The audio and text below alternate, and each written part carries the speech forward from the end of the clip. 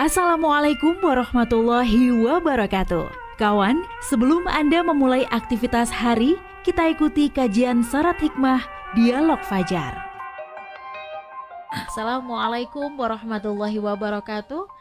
Alhamdulillah, pagi hari ini kawan, saya Fitriana Ayu kembali bersama Anda di program Dialog Fajar. Semoga Anda pun yang dalam perjalanan juga selalu fokus ya, sambil mendengarkan Dialog Fajar untuk pagi hari ini sebagai bekal kita menjadi hamba yang bertakwa pada Allah Subhanahu wa Ta'ala.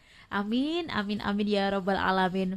Terutama untuk siapapun di antara kita yang saat ini menjadi pemimpin. Tidak hanya memimpin di sebuah perusahaan saja begitu kawan ya, di sebuah perkantoran, di sebuah banyak, di sebuah lembaga, di sebuah bahkan di sebuah wilayah, tapi menjadi pemimpin diri sendiri. Nah, ini yang juga perlu kita perdalam.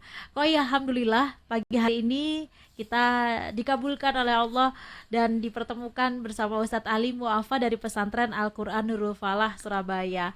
Assalamualaikum Ustadz Ali. Waalaikumsalam warahmatullahi wabarakatuh. Alhamdulillah, doanya dikabulkan ya Ustadz ya. Alhamdulillah. Sehat ya Ustadz? Sehat walafiat. Terima kasih Ustadz. Menyambung obrolan kita kemarin bahasan kita kemarin yang soal Nabi Ibrahim, bapaknya para nabi ini seorang pemimpin yang visioner. Iya, beliau berpikir begitu untuk umatnya di masa mendatang, atau istilahnya itu regenerasinya Nabi Ibrahim itu keren gitu maksudnya ya. Tepat gitu sistemnya ya. Apalagi kemarin juga disampaikan oleh Ustadz Ali bahwa keturunan Nabi Ibrahim yang dolim itu tidak bisa jadi pemimpin. Nah, dolim di sini tuh yang seperti apa sih Ustadz? Jadi di kategori atau di level pemimpin itu, jangan-jangan kita mendekati itu Ustadz, atau ya kalau bisa dicegah gitu ya Ustadz ya. Monggo selengkapnya bersama Ustadz Ali Mu'afa. Bismillahirrahmanirrahim. Assalamualaikum warahmatullahi wabarakatuh. Bismillahirrahmanirrahim. Alhamdulillahirabbil alamin. Allahumma sholli ala sayyidina Muhammadin wa ala alihi wa sahbihi ajma'in. Amma ba'du. Nah kawan, kemarin kita baru memulai ya tentang pemimpin yang visioner ya, tentang Nabi Ibrahim. Saking semangatnya ketika beliau diumumkan menjadi seorang imam, lalu beliau usul kepada Allah Subhanahu wa Ta'ala agar anak keturunannya juga menjadi pemimpin. Pikirannya apa yang bisa kita baca tentang usul Nabi Ibrahim itu? Jadi beliau ingin ada kesinambungan karakter kepemimpinan dari yang beliau lakukan sebagai seorang pemimpin dengan para penerusnya itu. Karakter apa? Yaitu tanggung jawab. Ya, menjauhi perbuatan-perbuatan yang mengandung kedzaliman. Salah satu kedzaliman itu adalah seorang pemimpin tidak memikirkan nasibnya, bangsanya, umatnya pada hari itu dan hari yang akan datang. Nah, dari usulan Nabi Ibrahim saja sudah nampak bahwa gaya karakter kepemimpinan beliau itu adalah visioner, ya. Beliau memikirkan jangka panjang, jangan sampai umatnya ini nanti menjadi orang-orang yang salah, orang-orang yang zalim, orang-orang yang justru bertentangan dengan ajaran Allah, seperti yang disebutkan oleh Pak Zuhaili kemarin di Tafsir Al-Munir, seperti umat sebelum Nabi Ibrahim alaihissalam. Nah, Mbak Ayu, beliau ini kita bisa lihat juga dari dua sisi ya, dua hal ya. Jadi beliau membidik dzurriyyatinya sebagai seorang pemimpin mendatang yang bertanggung jawab, yang punya visi sama dengan beliau. Itu kita bisa lihat dari dua hal, yaitu pertama karyanya, yang kedua adalah doanya. Jadi Nabi Ibrahim itu usahanya, karya kepemimpinannya itu relevan dengan apa yang beliau doa.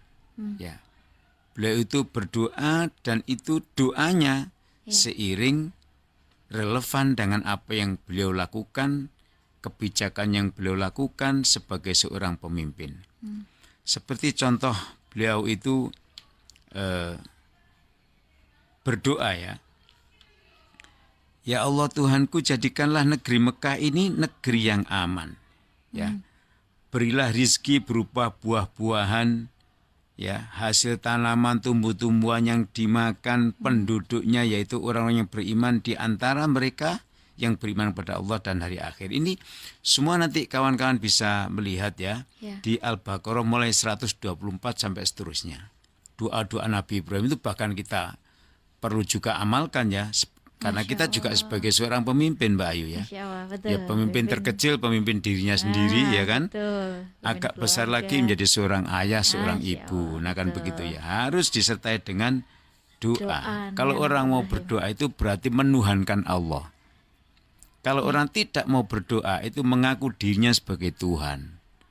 Dan itu Allah mengumumkan orang yang nggak mau berdoa itu orang yang sombong, gitu ya. Nah, apa yang dilakukan oleh Nabi Ibrahim?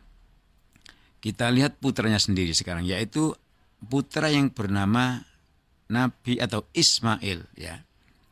Ya, tentang Ismail dan keluarganya itu bagaimana beliau mendidiknya.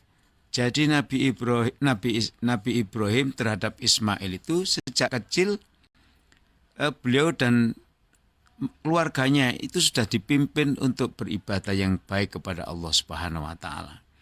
Lihatlah misalnya Ismail itu diajak kerja bakti untuk menanam amal jariah, namanya membangun Ka'bah. Masya Allah. Ya kan? Anak sekecil itu masih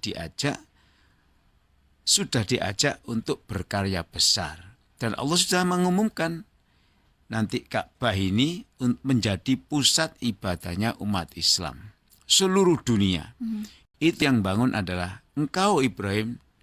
Nabi Ibrahim mengajak putranya bernama Ismail.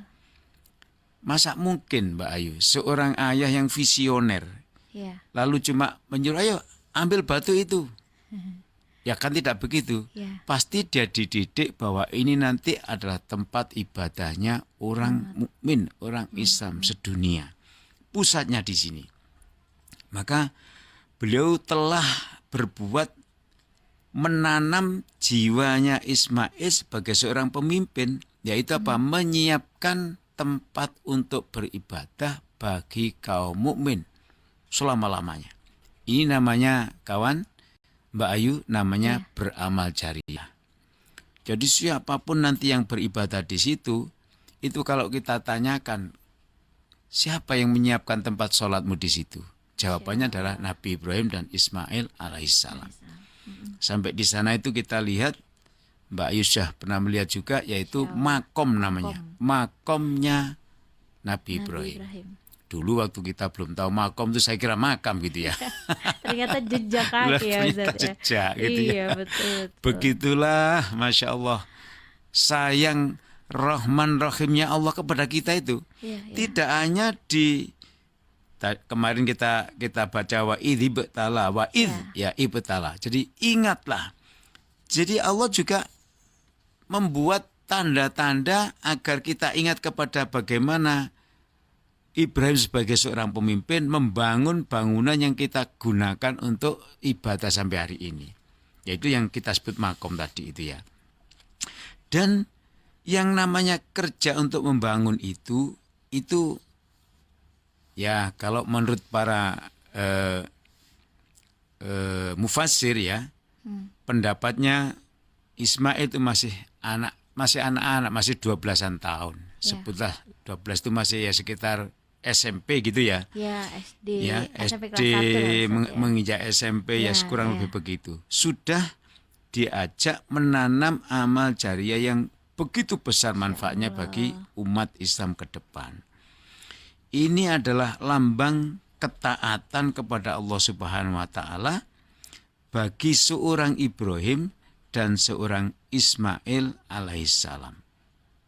Berkorban untuk membangun ya tenda itu diatasi sendiri 2 orang ya untuk dibangun yang namanya Ka'bah itu, dan itu menjadi sekali lagi amal jariah bagi beliau berdua.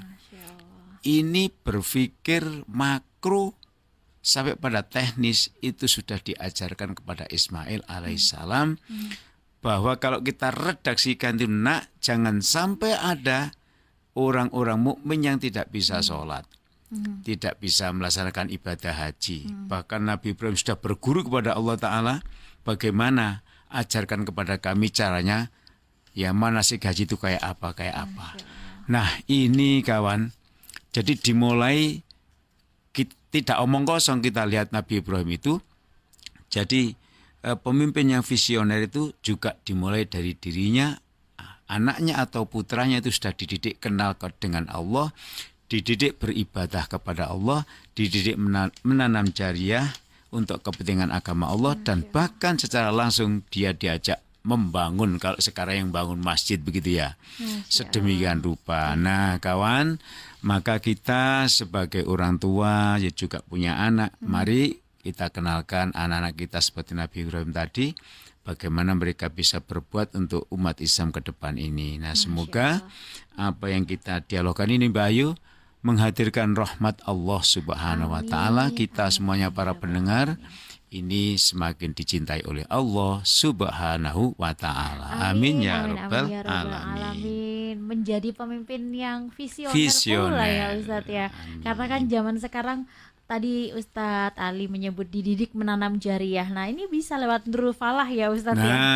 Menanam jariah sejak dini, entah menjadi guru ngaji kah, atau menyedekahkan beberapa hartanya untuk keberlangsungan mendidik. Nah Masya Allah banyak cara ya Ustadz ya. Betul sekali. Terima kasih Ustadz Ali, semoga bermanfaat, dan kita tutup dengan doa kafaratul majelis. Subhanakallahumma wa bihamdika nasyhadu an la ilaha illa anta nastaghfiruka wa natubu ilaik. Demikian kawan Dialog Fajar untuk pagi hari ini. Saya Fitriana Ayu dan juga Ustadz Ali Mu'affa pamit.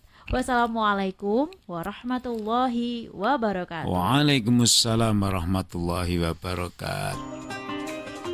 Program Dialog Fajar yang baru Anda simak kerjasama Suara Surabaya dan Pesantren Al-Quran Nurul Falah Surabaya, lembaga dakwah yang amanah, profesional, dan berbasis Al-Quran. Pesantren Al-Quran Nurul Falah mencetak guru dan hafidz Al-Quran metode tilawati. Informasi dan berikan donasi terbaik hubungi 0822 2759 9920 atau www.nurulfalah.or.id.